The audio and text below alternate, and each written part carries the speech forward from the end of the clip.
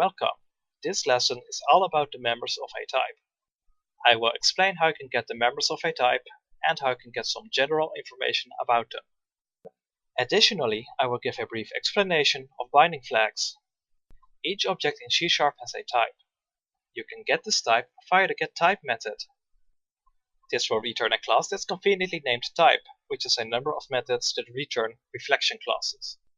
Of course, when using reflection classes, we will need to refer to the system.reflection namespace. For this lesson, we will focus on the getMembers method.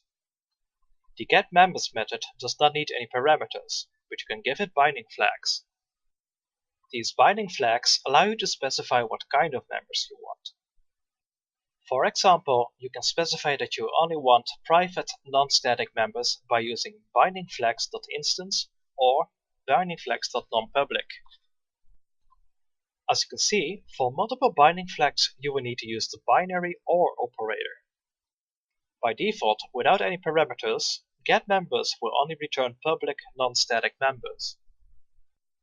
The getMembers method itself returns an array of member info.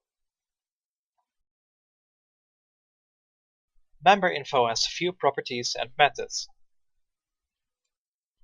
The most important properties are member_info.name, which is a string of the name of the member, member_info.declaringType, which is the type this member is declared by, member_info.reflectedType, which is the type this member is reflected by, member_info.memberType, which is the type this member is, and member_info.module, which is a string of the name of the module or assembly this member is part of.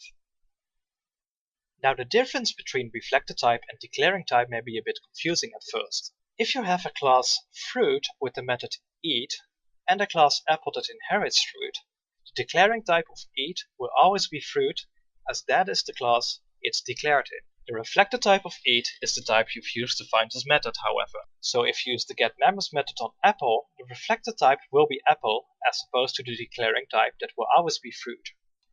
Now try to use getMembers to find information about a class in the .NET framework. Try to at least find one instance where the declaring type and reflected type are different. If you understand the difference, this should not be difficult.